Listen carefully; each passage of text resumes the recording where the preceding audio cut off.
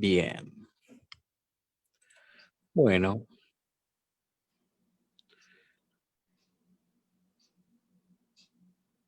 Estamos en vivo, jueves 13 de agosto.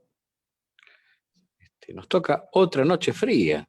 Ya hemos tenido noche fría hace poquito, lo comentamos también en una de las charlas nutricionales, y de vuelta estamos otra vez con esta noche fría. Qué bárbaro.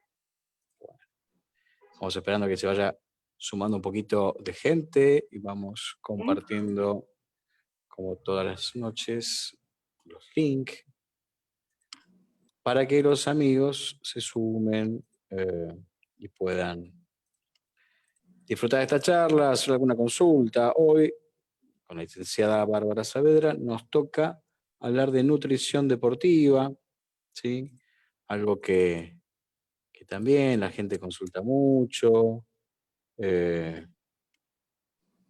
más en esta situación de pandemia, que es un poco complicado todo, pero bueno, la gente tiene que, obviamente, alimentarse de la mejor manera posible, más si hace deporte, y de una manera artesanal, como siempre decimos, acompañado de el nutricionista, que es el que tiene obviamente más claro la forma de poder llevar adelante a un deportista en este caso, que es lo que nos toca hoy particularmente charlar. Así que de eso se trata esta charla de hoy. Bien, y ahí vamos compartiendo, como les decía. Ahí estamos en algunos links. Ahí te paso, a ver, para tu Facebook. Dale. Y compartilo. Así. Comparto en tu Face. Acá estamos, ahí en 3, 2, 1. Estamos ahora en vivo en tu Facebook también. Y bueno, ya tenemos un público ahí que está queriendo escuchar a la licenciada Bárbara Saavedra. Buenas noches, ¿cómo estás? Buenas noches, Martín, ¿cómo estás? Bien, todo muy bien. Mira, ya un comentario que dicen, qué lindo la nutrición deportiva para los atletas. Dice Alejandro Velastines, ¿sí? Así que bueno, ya tenemos a Jere Mendoza, Albina, tenemos a varios ya conectados y atentos a esta charla. Nutrición deportiva, ¿sí? ¿Qué es la nutrición deportiva? Valga la redundancia, pero bueno, vamos a explicarlo desde lo técnico. Cuénteme, licenciada, cuénteme. Bueno, bueno, te cuento un poquito, Martín, de qué se trata. Es la nutrición aplicada bien sobre lo que es el deporte, ¿sí? Sobre distintos tipos de actividades deportivas. Por lo general, cada nutricionista que se dedica a hacer la parte de nutrición deportiva se especifica más en un área del deporte, como ser la parte de fútbol, la parte de básquet. O sea, el nutricionista deportivo, por lo general, tiene más su especialidad puesta en algún deporte en particular, ¿sí? Ajá, ajá. ¿Y eso a qué se debe? ¿Una cuestión personal o una cuestión, no sé? Eso se debe a los distintos gastos de energía y sistemas energéticos, ¿sí? Que se usan en cada uno de esos deportes. Bueno, hay deportes que son de más impacto, de más explosión, de más fuerza explosiva. Todo varía mucho según cada deporte, ¿no? Ajá. Y eso, yo no sabía esto que me estás contando. Yo pensé que era en general, pero no sabía que había gente que estaba muy abocada a un deporte en particular. Pero hay mucha diferencia, por ejemplo, entre el rugby y el fútbol, o ahí no hay tanta cuestión, o tal vez el nutricionista se enfoca más en esa área porque, no sé, lo ha practicado, es más afín. Bueno, en cuanto a lo que es, por ejemplo, lo que son los partidos, ya sea de básquet, de fútbol y de rugby, son similares, ¿sí? Pelota, el de rugby varía pelota, que sí. por ahí necesita mucha más recuperación muscular, con lo cual son deportistas que utilizan mucho más consumo de proteínas, ¿sí? Que estos dos deportes anteriores que te nombraba, como ser el básquet y el fútbol. Bien, bien. Y por ejemplo... Pero es por un tema de que utilizan más fuerza, ¿sí? Aparte hay más lesiones, ¿no? O sea, Exacto. El cuidado debe ser de otra manera, Exacto, ¿sí? Y mucha más proteína, decís vos, que tal vez otra para actividad. lograr la Por reparación ejemplo, muscular. Claro, por ejemplo, lo comparamos con la gimnasia artística y el rugby, que son opuestos ahí. Y ahí, Son por ejemplo, opuestos, ¿en qué varía? son opuestos. Y en que uno, por lo general, necesita más cantidad de proteínas, como sería el rugby, ¿sí? También necesita carbohidratos, por supuesto. Y en el caso de la gimnasia artística, como es mucho más desgaste energético en cuanto a lo que es la quema de calorías a través de saltos y de impacto y de ejercicio físico más enfocado a eso, Sí, por lo general ahí ya son carbohidratos complejos que se utilizan más como fuente principal de energía, ¿sí? bien, Como bien, bien. ser el arroz, las pastas, siempre que sean integrales mucho mejor. Siempre es eso, ¿no? Siempre recomendás el tema de los Exacto. integrales, que son mucho más sanos, mucho más Sí, mucho, puros, mucho no sé. mejor. Cereales integrales, sí. Sí, Ujú. sí, sí. Y también, obviamente, algo que debe eh, diferir bastante es si el equipo es femenino o el equipo masculino. Yo creo que ahí también debe haber alguna variante importante, ¿no? Sí, en realidad como, a ver, como variante principal entre el sexo femenino y masculino es que el hombre, por lo general, en su composición corporal tiene mucho más músculo que la mujer, Ujú. ¿sí? Con lo cual los requerimientos, ya sean energéticos, proteicos, de grasas y de hidratos, también son distintos, ¿sí?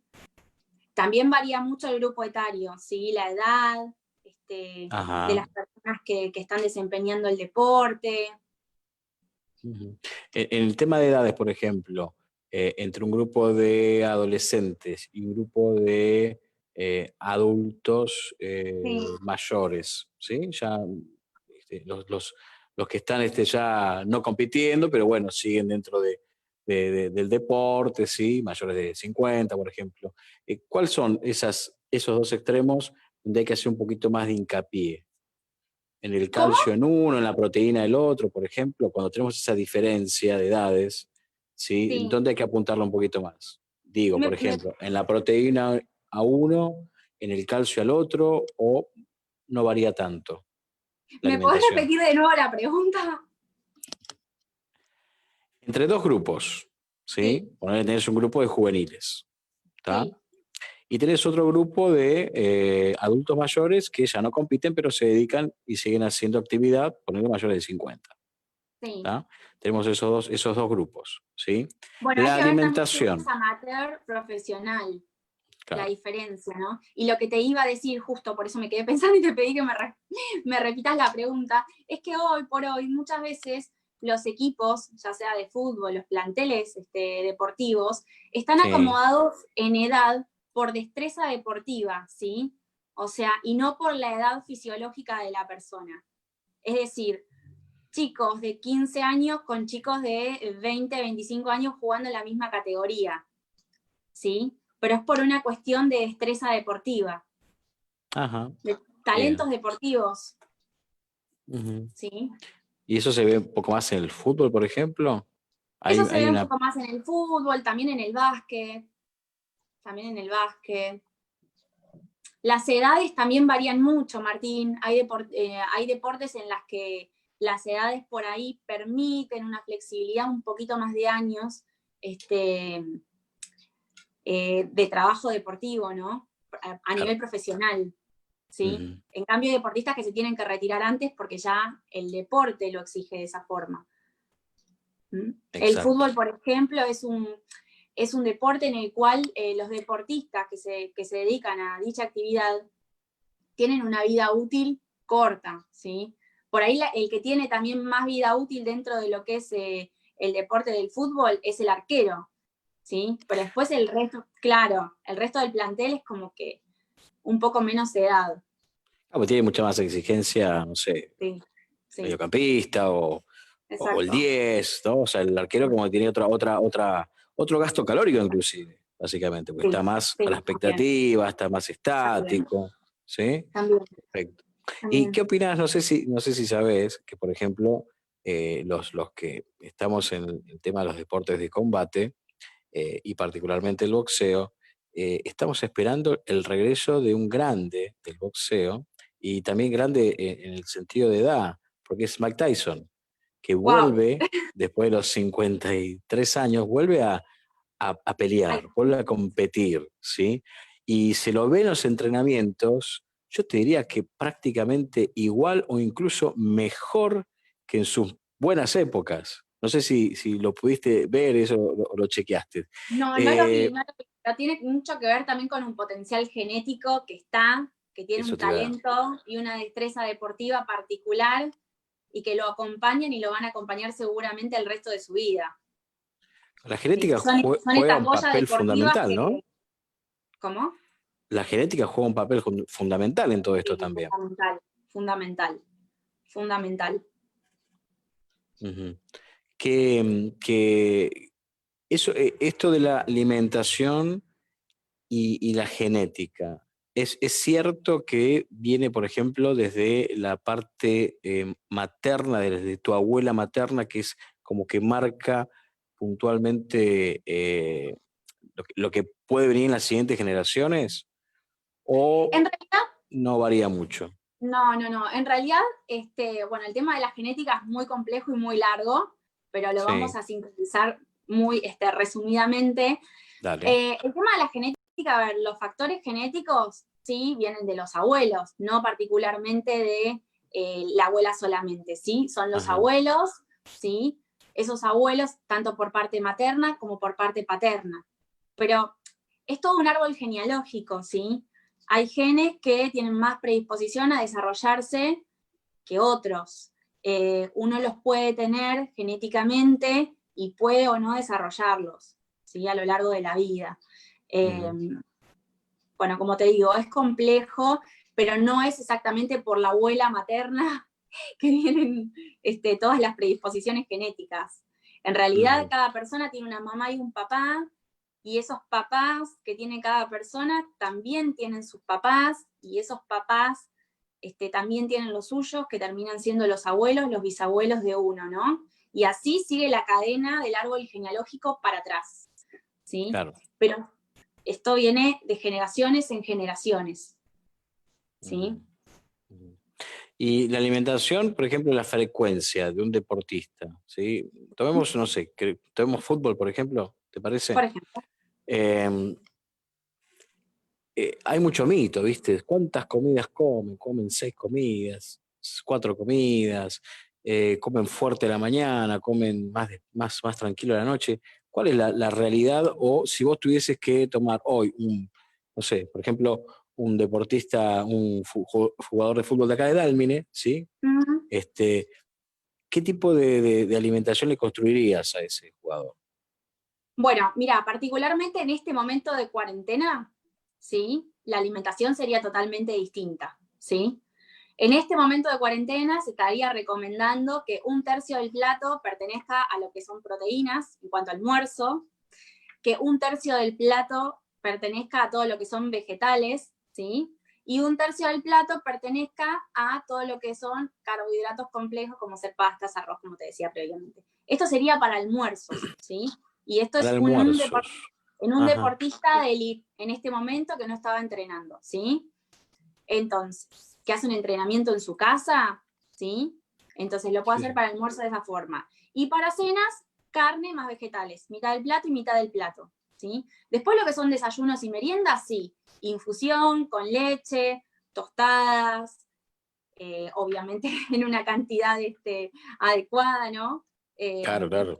no te podría especificar si 3, 4 o 2 tostadas, pero según el estado también físico del deportista, porque recordemos que es un momento bastante particular, muchos deportistas como que decayeron, tanto a nivel Mm, anímico, claro. psicológico, esto afectó mucho y hay mucha gente que tiene un tema de abocar todos sus temas psicológicos a la comida, ¿sí? Yo esto es algo que Sí, sí. lo escucho naturalmente en el consultorio, me pasa con un montón de pacientes La ansiedad, que, ¿no? que me hablan del tema de la ansiedad, que no aguanto más, que la situación, que es sumamente comprensible y cada uno tiene como su cable a tierra a algo. Por lo general, mucha gente lo tiene en la comida, lo cual no está bien, ¿sí? Porque la comida en realidad no nos va a solucionar nada, el hecho de tener ansiedad y ir a comer algo y después sumar ganancia de peso. ¿sí? Pero bueno, hay mucha gente que por ahí desemboca todas sus emociones por ahí. Es un momento difícil, Martín, pero bueno, como te decía, esta sería como una sugerencia de menú que te estoy brindando, Claro, claro. de lo que sería la alimentación de un deportista de élite en cuarentena, que no En está entrenando. cuarentena, 4 comidas sin entrenamiento. Y en este Podría orden que hacer vos unas más o menos. colaciones, podría hacer unas colaciones, ¿sí? Podría haber unas colaciones. Habría que ver también, como te digo, el estado del deportista, ¿sí? Porque por lo general, en estas fechas todos han ganado bastante peso, ¿sí? Sí, sí, sí. Y Todos han aparte una ganado algún que cuestión, otro viste, que kilo, ¿sí? le falta más trabajo aeróbico a muchos. Si bien capaz que algunos Exacto, están entrenando, pero ¿qué hacen? exacto, Entrenan más trabajo de fuerza, por ejemplo, ¿sí? exacto, Tal vez por una exacto. cuestión de espacios o por el Zoom, ¿viste?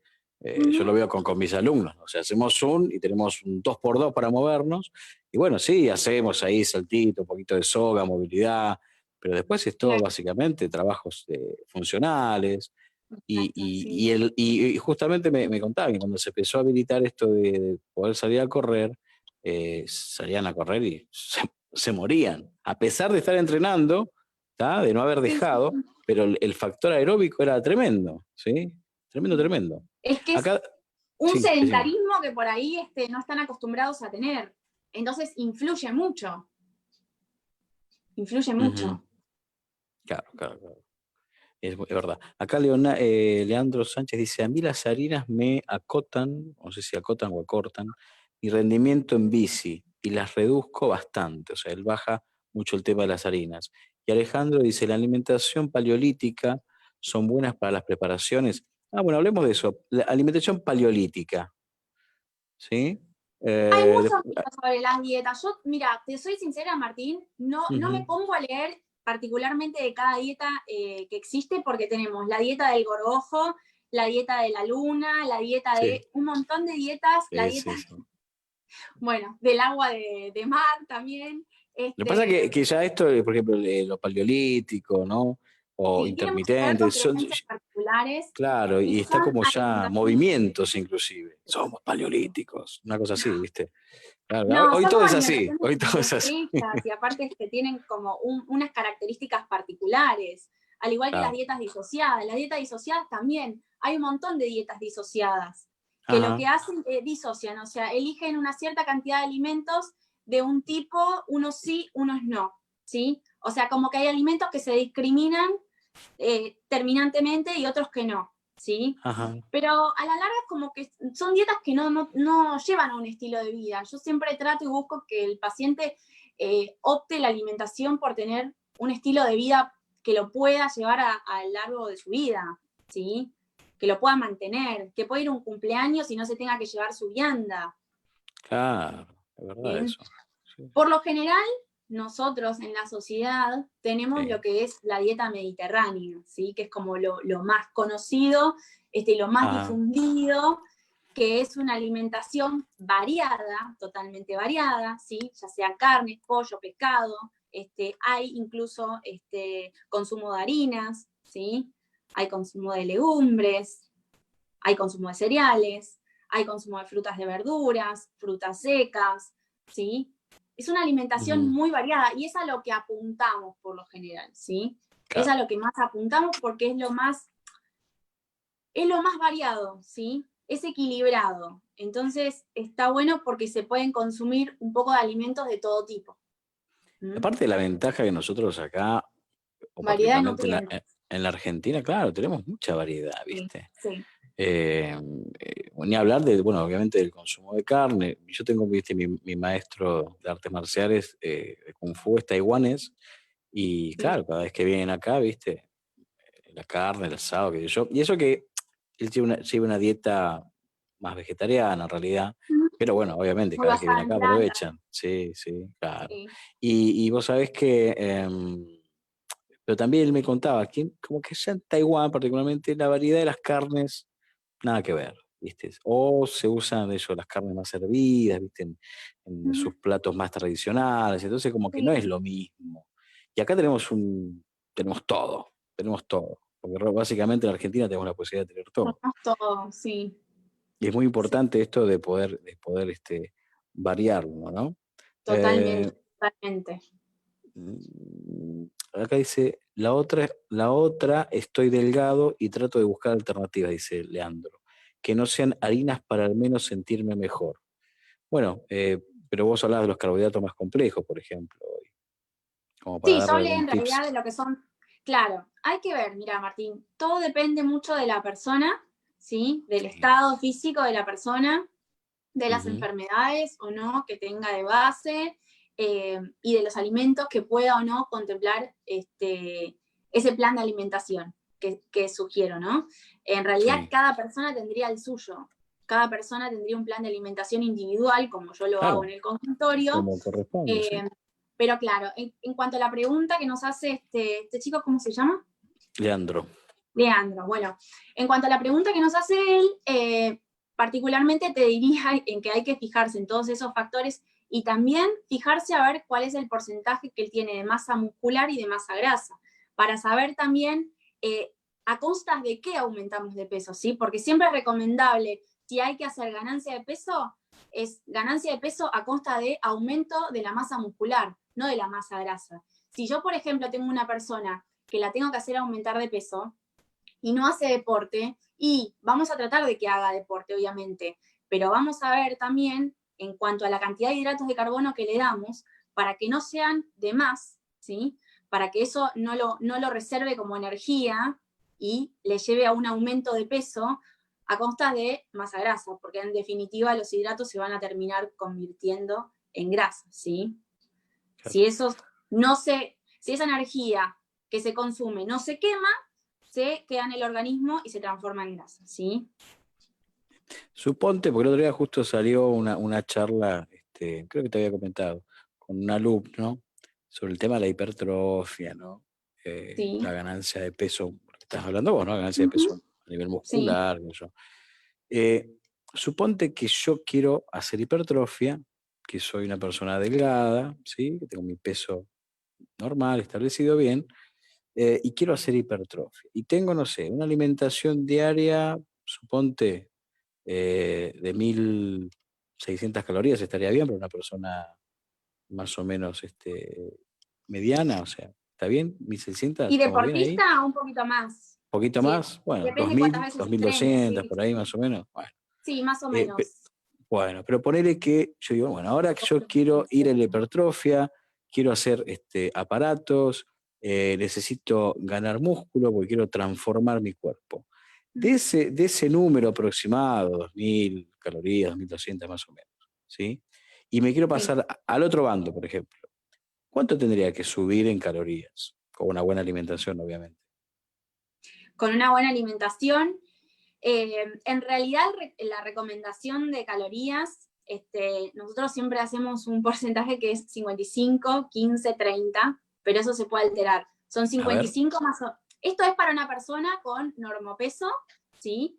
Y una persona que también no quiere hacer hipertrofia. Entonces, el 55% sería de hidratos, el 15% sería de proteínas y el 30% sería de grasas. Una persona que tiene un peso normal, bien. ¿sí?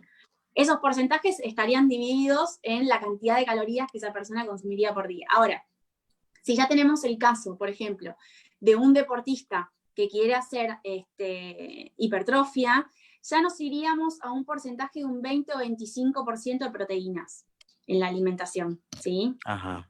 Ujú. De grasas un poco menos. De grasas podemos hacer un 20 más o menos, ¿sí? Y siempre manejar la parte de hidratos. Está bien. Entonces, un poco la idea tiene que ver más con estos porcentajes y no tanto con Tiene que ver con subir esos las porcentajes. calorías, ¿no? No, y también tiene que ver, sí, todo se traduce en calorías, obviamente. Todo. Sí, sí, Estos sí. porcentajes se terminan traduciendo en definitiva en calorías. El tema de las proteínas siempre hay que cuidar mucho, o sea, esto que yo te digo es muy estimativo, ¿sí? Y es muy Sí, sí, sí. particular de cada deportista. Hay que ver la cantidad de veces que va a entrenar, si es diario, con qué intensidad, la duración del entrenamiento, ¿sí? Ujú. Pero bueno, es muy importante también considerar que más de 1,1 gramos de proteína, o sea, 1,1 gramos de proteína, ya es un plan más hipercalórico. Perdón, hiperproteico, ¿sí? Hiperproteico. Ujú. Hiperproteico. ¿Mm? Y te pregunto Es porque es 1,1 gramos por kilogramo de peso corporal. 1,1 gramo de proteína por kilogramo de peso corporal, ¿sí? Si esto lo calculamos, ese ya es un plan más hiperproteico. ¿Bien? Ok. Yo te pregunto porque yo recuerdo... Hay topes proteicos igual, ¿sí? ¿Hay topes? Y sí, no nos podemos pasar de 2 gramos, por ejemplo, de proteínas por kilogramo de peso corporal. 2 gramos ya es mucho. De hecho, o sea, hay que cuidar mucho el tema de la proteína. O sea, está bueno aumentarlo en el deporte y todo, pero también explicarle al deportista que tiene que consumir muchísimo líquido, ¿sí? Para eliminar todos los desechos metabólicos que deja la proteína, ¿sí? En su digestión, en su degradación. Claro. No, pues yo te preguntaba porque recuerdo amigos que me han comentado que estaban en dietas, ¿no? De 4.000 calorías, 4.500 calorías, para su hipertrofia. Y siempre me quedó eso. ¿Viste? Decía, Sí, puede ¿cuánto? ser, sí, puede ser. Hay que ver qué cantidad también de esas calorías pertenece a kilocalorías derivadas de lo que son proteínas y qué cantidad de gramos, ¿sí? Porque recordemos que las kilocalorías que de cada nutriente, ¿sí? Las kilocalorías provenientes de cada nutriente, ya sea proteínas, hidratos o de grasa, provienen de los gramos que se aportan en la dieta, ¿sí? De cada uno de esos principios nutritivos. Bien. Una caloría, por ejemplo, te cuento, 1 gramo de proteína tiene 4 calorías, ¿sí? 1 gramo de hidratos tiene 4 calorías, ¿sí? Y un gramo de grasa tiene 9 calorías. Más del doble. Entonces, claro. Pero bueno, hay que buscar siempre las grasas sean grasas saludables, ¿sí? Siempre hay que aportar grasas a la alimentación, ¿sí? Claro. Y uno dice, 20 gramos de grasa y, por ejemplo, una cucharada de aceite y tenés 20 gramos de grasa, 15 gramos de grasa. Una cucharada sopera de aceite. ¿De qué tipo de aceite? ¿Tipo aceite de maíz o un aceite de oliva? Pues, oliva también. Sí. Ajá. Aceite de cocina en crudo, estoy hablando, para condimentar, por ejemplo. Ya ahí tenés 20 gramos, ya por lo menos tenés ahí toda esa cantidad. Sí. ¿Viste? Porque es uno muy inocente, dice, voy a condimentar, y se olvida, o sea, no cuenta esa parte. Claro, no cuenta esa parte. El tema de los aceites sí aporta mucha grasa. El tema de los aceites aporta mucha grasa.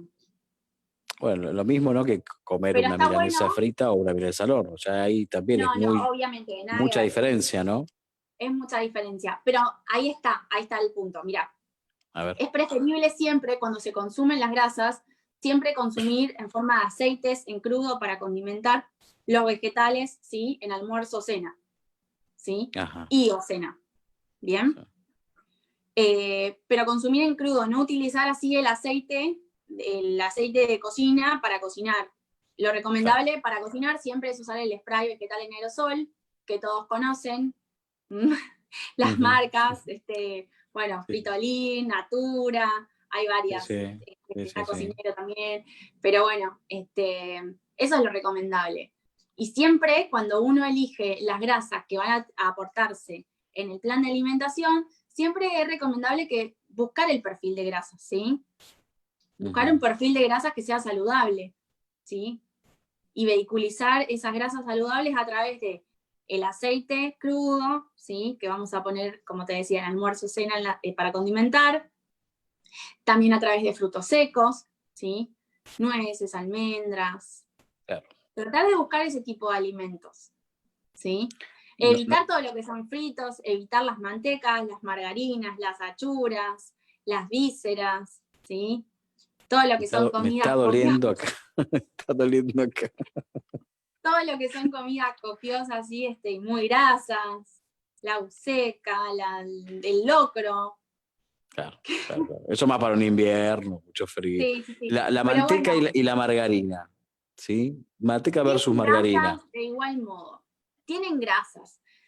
La manteca tiene grasas trans, las margarinas tienen grasas trans, algunas no, ¿sí? Pero tiene grasas saturadas. Y las grasas saturadas, en definitiva, tienen una composición molecular similar a las trans, ¿sí? Las saturadas y las trans están parecidas, ¿sí? En el organismo, en definitiva, terminan haciendo la misma acción, ¿sí? Formando lo que es la placa de ateroma.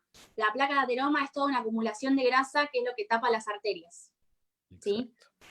Sí, sí, sí. Entonces es importante, por eso te insisto, en el tema de, nosotros vamos a considerar la cantidad de grasa que va a consumir la persona, la cantidad de proteínas que va a consumir, la cantidad de hidratos. Pero siempre en cada uno de esos principios nutritivos tenemos que buscar qué perfil va a tener, ¿sí? Por ejemplo, en cuanto a los hidratos, y siempre tratar de que sean integrales. Obviamente si la persona no tiene ningún problema gastrointestinal y amerita poder consumirlos, ¿sí? Claro.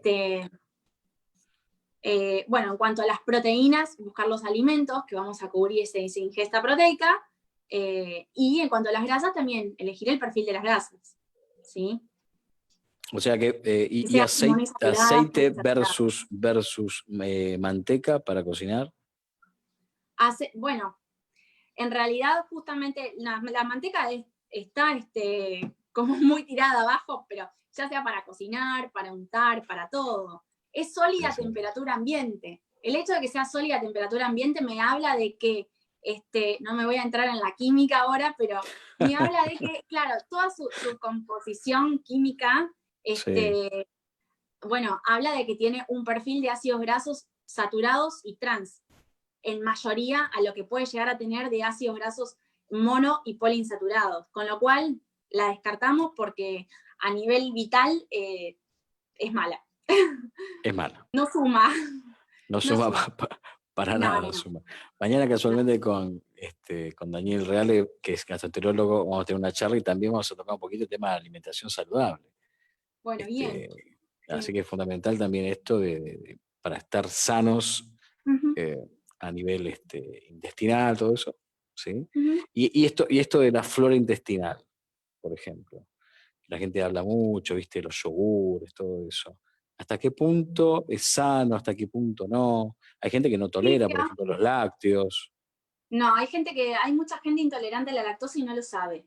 Exacto. Hay mucha gente que no lo sabe.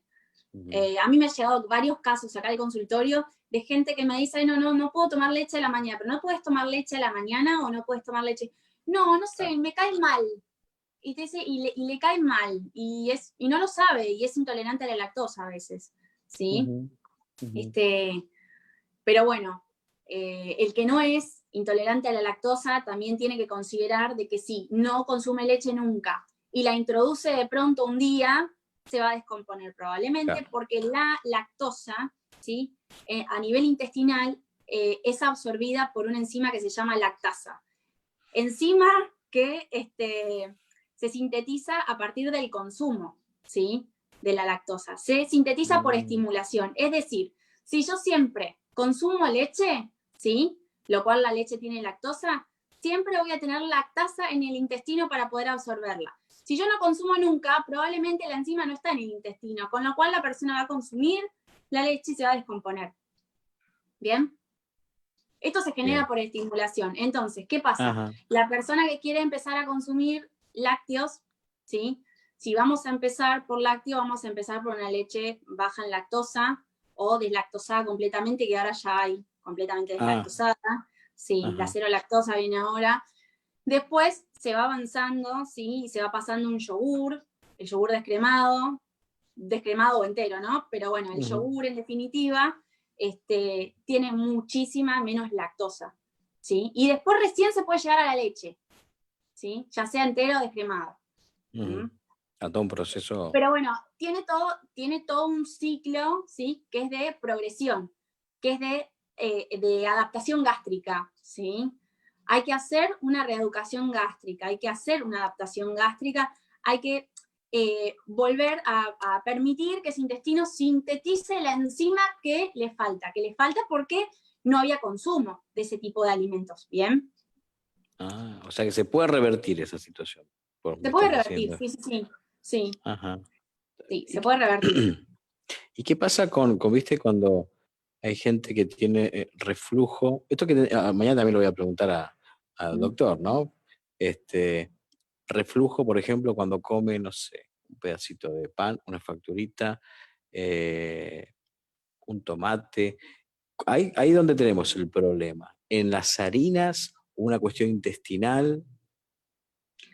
No, el tema del reflujo, Martín, siempre, justamente si mañana va a tener una charla con el gastroenterólogo, está buenísimo, porque es un tema que siempre se trata de buscar principalmente la causa de ese reflujo, ¿sí? Ese reflujo puede ser de causas variadas, ¿sí? Puede ser por una hernia, ¿sí? Hiato, Yatal, claro, sí. una hernia yatal, puede ser porque la persona ya tenga una gastritis avanzada, puede ser por un tumor, puede ser por un montón de situaciones, de hecho, sin tener ninguna patología, también puede ser por una situación psicológica y emocional que la persona esté atravesando, ¿sí? Siempre desde lo que es el consultorio de nutrición se tratan de tomar medidas, ¿sí? Dietoterápicas que acompañen al tratamiento y la dieta que pueda acompañar al paciente, ¿no? Es decir, se tratan de buscar todas las posibilidades para disminuir la sintomatología y mejorar la calidad de vida de ese paciente. Pero sí es importantísimo conocer la causa. ¿sí? Claro, ahí vos ya lo derivás, principalmente, ¿no? Para poder hacer esta interconsulta. Conocer la causa, ¿sí? Fundamentalmente conocer la causa, porque mucha gente, por ejemplo, termina teniendo alguna gastritis a partir de alimentos puntuales, ¿sí? Ajá, sí, sí. Pero puede ser que no sea por alimentos puntuales, y puede ser que sea por alguna patología, como puede ser que sea por un tema emocional, como te digo. Hay que ver la causa, ¿sí? Claro, fundamental eso. Y bueno, y esto de la interconsulta, que siempre también charlamos de trabajar en equipo, con otros profesionales, Sí, que bueno, particularmente, no se quede, ¿viste? Aparte de lo que es la alimentación, ¿sí? De la persona que puede llegar a tener un reflujo, siempre también se recomienda que las ingestas sean con poco líquido, ¿sí? O sin agua, que el agua se tome después, ¿sí? De las comidas principales. Que la persona, cuando se vaya a dormir, a acostarse, haya por lo menos cenado con 2 o 3 horas de anticipación, ¿sí? Y después recién acostarse. Como otra medida también es que la persona se duerma un poco reclinada hacia adelante, ¿sí? A unos 45 grados más o menos de la cama. Y también con es un par de importante del para lado que... izquierdo, ¿no? Es Del más lado izquierdo, recomendable. sí, del lado izquierdo, sí, lo que tiene el lado izquierdo, dormir en posición fetal hacia el lado izquierdo, mejora mucho el sueño y la calidad del sueño, ¿no? Eso tiene que ver con que del lado derecho tenemos el hígado, ¿sí? Y dormir imponiendo presión hepática cambia mucho todo lo que es el sueño, ¿sí? En cambio, durmiendo del lado izquierdo mejora todo lo que es el trabajo pancreático, mejora la circulación, ¿sí? Exacto. Porque el corazón también bombea distinto, y mejora mucho todo lo que es la irrigación sanguínea y la irrigación también linfática, ¿no? Mejora mucho también la retención de líquidos, dormir sobre el lado izquierdo. Entonces, hasta ese detalle, ¿no? En cómo dormimos también es algo fundamental para la salud en general, ¿no? Así es fundamental. Bueno, buenísimo. Seguramente vamos a tener otra charla dentro de unos días, así que acá después ahí alguno que otro que dejó algún comentario ahí también, como para contestarle o mandarle saludos. Y bueno, todos saben, la pueden ubicar por su Facebook, acá está etiquetada, Bárbara Soledad Saavedra, licenciada en nutrición. Y hacer las consultas y poder visitarla. Obviamente está acá en Campana, en el centro de Campana, ¿sí? Está por acá cerquita. Sí, yo ya estoy atendiendo consultorio particular. Hago consultas online, pero también estoy atendiendo consultorio particular con todas las medidas higiénico-sanitarias. Pido siempre que vengan con barbijo, tapabocas, y bueno, tomando todas las medidas necesarias. Está muy bueno porque la gente, viste que algunos no se animaban al tema online, y ahora que está la posibilidad de que están habilitados, que aprovechen este momento. Bueno, les mando un beso enorme y buen fin de semana, y saludo para todos los que nos estuvieron viendo, y si alguno más quiere dejar un comentario, déjelo, que seguramente Bárbara les va a contestar. Un abrazo enorme, no te vayas de ahí, que voy cerrando acá este vivo. Muchas gracias, gente, Martín. por favor, como siempre, un honor y un placer enorme. Bueno, gente, vamos cerrando. Mañana, como les comentaba, recién le comentaba Bárbara, mañana tenemos una charla con el gastroenterólogo, con Daniel Reale, muy interesante, así que no se la pierdan, ¿sí? Mañana viernes, después de las 20:30 como siempre. Chau, Barbie.